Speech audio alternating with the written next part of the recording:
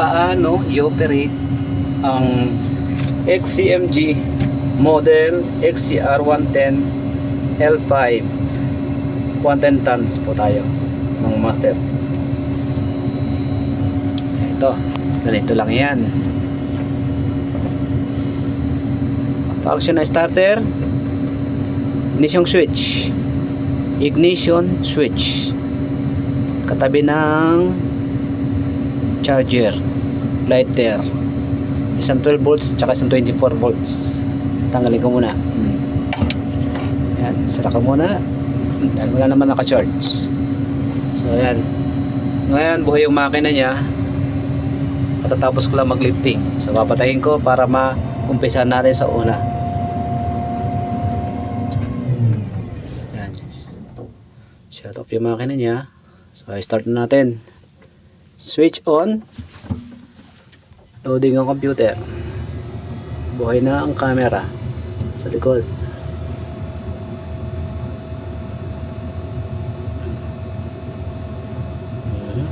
Tagal. Start natin. Start.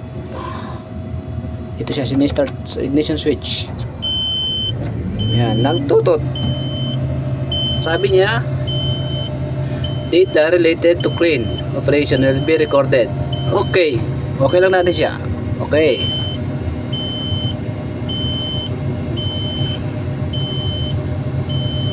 Tapos, ayan o. Nag-a-appear yan dyan, naka-red. Please confirm whether the current working condition information is consistent with the actual working condition. Okay na rin lang yan. Okay. Okay natin. Okay. Siya na. Operational na siya. Mainit. Bubuhayin natin ang aircon. Katulad ng dati, aircon ang hanap. Ito, naka-on na yung kanyang blower. AC na lang. AC. Ayaw mabuhay. Yun, nag-green na. Milaw na. Ano na yung aircon niya. Aircon. So, ayan. Nakabuhay na tayo ng makina. Pag magse-setting, ang susunod natin dyan ay setting ng trigger kung tayo maglilifting. Sa ngayon, naka-extend po ako ng boom. Pero kaya ko, ituturo pa rin natin kung paano setting na hindi gagalawin yung mga trigger na yan. Naka-setting na tayo eh. Sa trigger, pag setting natin, ganito lang yan. Ito ang trigger jack. Ito ang trigger slider. So, pag mag-setting tayo ng trigger, siyempre uunahin natin ang slider kasi naka-close yan eh. Nakapasok pa yan. Pero ngayon nakalabas na yan. Ayan, nakalabas na yan. Sa pagsisetting ng trigger, una natin pipindutin tong slider siyempre. Yan. Pagkapindot natin ng slider, mamimili tayo kung lahat ay sabay-sabay natin palalabasin. Ito yung extend. Ito yung extend. Ito yung retract ng sabay-sabay. Lahat sila sabay-sabay. Extend, ulitin ko. Retract. Ngayon, kung gusto mo ng isa-isa kasi mayroong pagkakataon minsan na kailangan natin pa isa-isa extend. Minsan kasi may tatamaan yung trigger natin. Ayan, namatay siya ng automatic kasi hindi natin naka-extend na ako eh. Pwede natin gamitin tong individual niya. Ang function naman ito, nasa taas yung kanyang retract. Ayan. Ito ang retract niya, yung nasa taas. FL front left, FR front right, RL eh syempre alam na, rear left, RR rear right. Klaro? Klaro po. Ito naman yung ating extend. Nasa baba siya ang extend. Ulitin ko. Ito yung extend. Ito yung retract. Hindi naman kayo malilito niyan. sa XCMG kasi may mga arrow naman yan eh, oh. Ay nakita yung palabas na arrow at pababa na arrow. Yung red rock naman pataas na arrow at papasok, kaya hindi kayo malilito. Ito naman sa pangkalahatan ay nakita nyo papalabas yung kanyang arrow at pababa sa extend. Sa red rock naman ayan o, yan. Basta nakabuhay na yan, kuwari mag-extend ka ng slider, pak, pwede nyo na pindutin yung lahatan o kaya itong isa-isa lang. Isa-isa lang, may nakalaban. Ngayon kung sanay na kayo, pwede nyo nang panglahatan yan. Mani-mani na lang yun sa inyo. O sige, kuwari naka-extend na tayo. Patayin natin si trigger. Naka-extend na tayo. Mag-ooperate na tayo. Ang susunod natin ay bago tayo mag-extend ng boom natin, ay tatanggalin natin si swing lock. Yan. Na mechanical. Manual lang yan, manual. Yan o. Oops. Cameraman, ilayo mo. Yan o. Itaka lang yung pataas. Kasi nakabalagabag tayo kaya hindi natin magagalaw ngayon ang swing lock.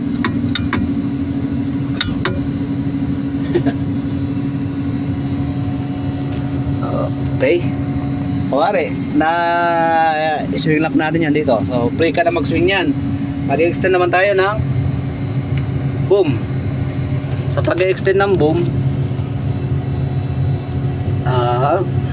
pakita ko muna yung setting nitong sa boom natin. Yan. Ano naman kasi ng setting yan? Main boom. Ayan o. Basta nakalagay lang sa main boom. Okay na yan. Yung ating, siguro alam naman natin yan, 13.8 na counterweight. Yung ating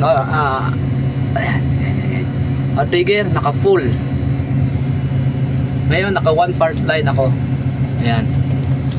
Ngayon sa pagbaba, kung gusto nyo baguhin ang part line at gagamit kayo ng main hook. Ang main hook ko ngayon ay naka 6 part line. Kuwari gagamit kayo ng main hook.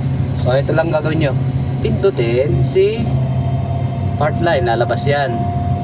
Tapos kuwari yan, naka 6 part line nga tayo ngayon, kailangan natin 6 part line. Okay yung natin yan, lalabas doon 6. Okay mo lang yan. Okay, naka 6 na, pero hindi pa tapos.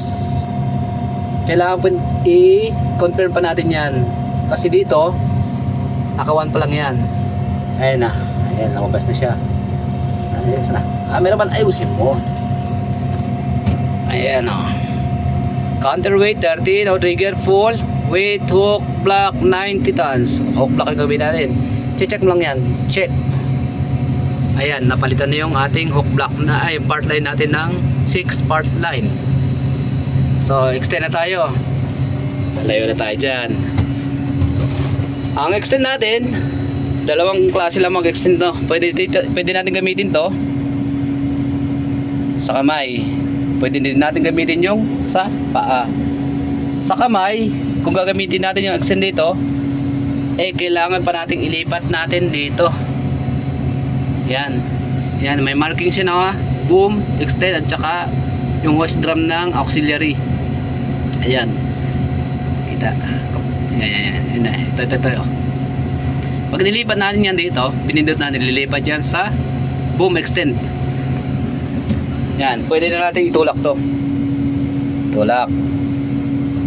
Ngayon, kung sa paa naman ang gagamitin natin, kahit kung natin pindutin to, kuwari nakaganyan yan sa hook, sa auxiliary, pwede tayo dumiretso agad dito sa paa. Yan, apakan natin yan ng pauna para extend. Apak pauna, extend. Apak palikod, retract. Tapos mag re-register dito yung haba ng boom natin sa computer. Ayan. Ngayon naka 345 yung gamit kong boom. 345 57 meters 0.3 57 meters 57% meter ay nandito ha. Sorry lang, tao lang nagkakamali din. Ito ha. 57.3%. Ang haba ng boom natin ay ngayon 29.4 meters. Yan yung 345. Yung pang number 2 boom is kailangan natin setting dito kung gusto nating palabasin yung number 2 boom. Nakailaw kasi yung 345. Papatayin lang natin yung 345 na yan kung gusto nating i-extend ang second boom. Yan. Sa second boom, ganun lang din. Ay ba, naka-setting tayo. Patayin na natin tong 345. Yan, pwede natin apakan to or sa kamay. Mamili na lang kayo. Yan, kuwari naka-extend na tayo. So, go-operate na tayo. Kung ang gagamitin natin ay auxiliary, wag natin papatayin ito dahil hindi siya gagana. Kailangan buhay yan, nakailaw. Ngayon, pag pinatayin natin yan, ang gagamitin natin ngayon ay main hook. Kasi nakasetting tayo ng 6-part line. Ang control sa main hook ay itong nasa kanan.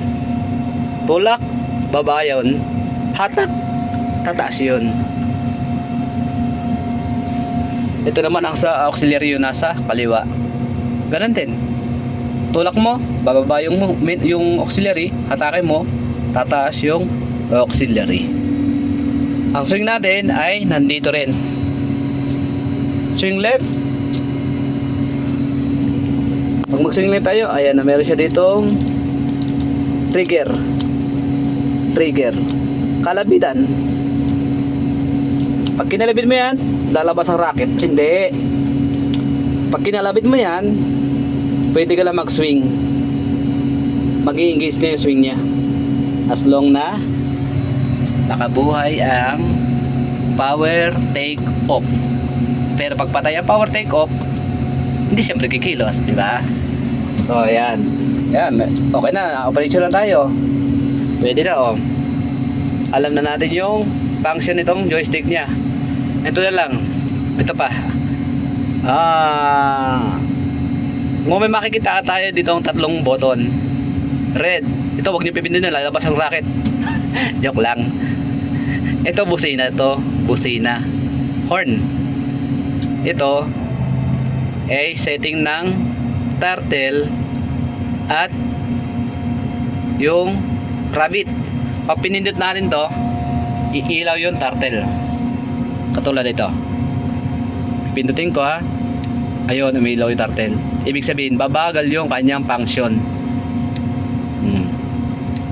Ito naman yung pre-swing. Hindi makikita dito. Buhayin natin yung PTO niya para makita natin. Ayun sa computer. Hindi kita. Ayaw. Yan. Yan. Yan ang pre-swing. Buhay. Pag pinindala niya, mabubuhay ang pre-swing niya. Pwede ka tangayin ng hangin yung boom. Patayin natin si PTO. Ito yung sa PTO niya. Ito yung sa swing.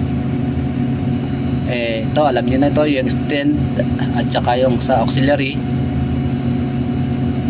Ito yung sa auxiliary drum. Ito yung sa pag-extend ng boom. Ito yung paborito ng mga operator na mag-bypass. At ito yung mga limit, pag nag-limit yung mga natin, ang hoisting tsaka yung sa boom. Yan lang pipindutin natin. Yung sa kamay naman, ito yung kanyang nalimutan ko sa dulang dila ako, hindi ko masabi. Suspension. Yan. Pag nakailaw yan, ibig sabihin nakalock ang suspension mo. Ito naman yung sa ating 4-wheel drive or sa ibang crane katulad ng mga turtle, kung tawagin nila turtle. Mabagal pero malakas, lahat ng gulong ay gumagana. Ito naman yung sa pang-engage natin pag gagamitin. Ito yung parking brake nya.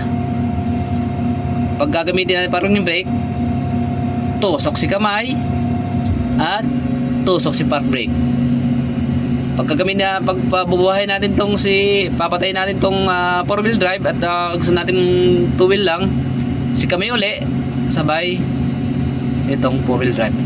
Tapos ito ng cab naman natin, kung gusto natin i-tilt pataas, kamay tilt ng cab ng operator. Cab down, ay cab up, cab down. Yan. Tapos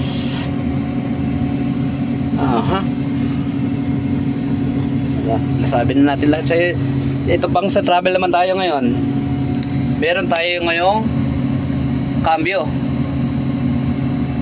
at accelerator, brake. Basa natin, nakikisali. Sa cambio natin, may push button yan dito sa gitna. Yan. Pag pinus natin yan pag magkakambyo tayo, siyempre, apak muna tayo ng preno. Apak preno, release ang park brake. Kamay, tsaka park brake. Mawawala yung ilaw niyan. Ngayon, na-release natin park brake natin. Kakambyo tayo ng primera, first gear. Pindutin lang natin yung gitna. Pindot, sabay, kambyo. Yan. Pero sa kaya hindi gagana yan kasi naka-extend tayo. Yan, ganyan. Pag atras, pindot gitna, reverse. Yan. Ito ay may primera, segunda, tercera, hanggang 60 yata to, ewan ko. Hindi ko pa nagagamit ang 60 nito dahil mabagal lang naman ako dito sa sa site. Hindi naman natin kailangan magmabilis dito eh. Ito, pag gusto mo magdagdag,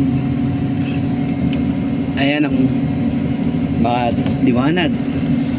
Ipakita, ayun. Ayan. May forward, may neutral, may reverse. Pag tayo ay magbabawas ng kambyo, kakabigil lang natin siya dito.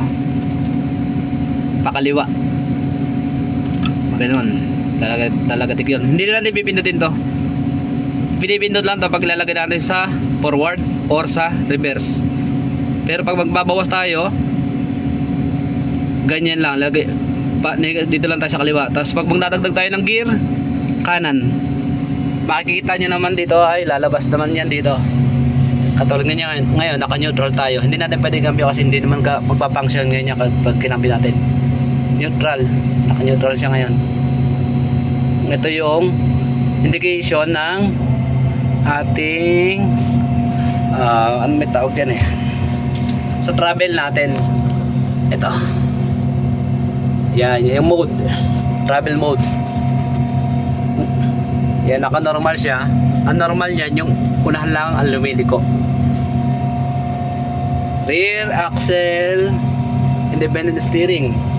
Kasi lumalabas niya yung target natin na pagpipilian. Ayan na. Kasi ngayon siya ay naka rear axle. Ibig sabihin yung likod ang liliko. Ngayon pag babaguhin natin to, gagawin natin normal. Doon na siya, nag-normal siya pareho. Normal road travel mode. Yan, pares na. Dalawa yan yun. Ito yung naka-check. Naka-normal na siya. Ito yung target natin na yung choice natin. Mayroon din siyang crab mentality. Hindi yan sa doon yan sa mga pahatak pababa ng mga tao. Pero dito sa crane, travel ng crab. Ayan na, nasa target niya. Lalabas yan dyan. Ayan. Kung gusto naman natin ng small turning mode. Ayan. Kaunting liko, pihit lang naman ni Bella. Liliko yan ng maganda, na malaki. Kasi parehas ng tire niya, likod harap, lumiliko. So ayan. Tapos ang operation natin, ayan na, papalit tayo. Ngayon, bubuhayin natin, pagagalawin natin ito. Ilagay na, buhayin na ng PTO. Buhayin natin ng drum. Ito nga pala ay pagong. Pag gusto mo mabagal ang galaw, Pero pwede naman yan dito. Pwede natin pindutin yan, naka-permis siya. Or pwede natin gamitin tong dito. Ayan. Ayan, paggalawin natin, i-hoist up natin. Pag yan, balik natin siya sa one part line lang tayo. Balik tayo sa ohm. Ang dulo ng cameraman ko. Ohm. 6 part line, babaguhin natin. Gagawin natin 1. Okay natin dito. Tapos confirm. Okay natin, check. Ayan, nakauno na siya. Yan. Hatak pataas. Tataas siya.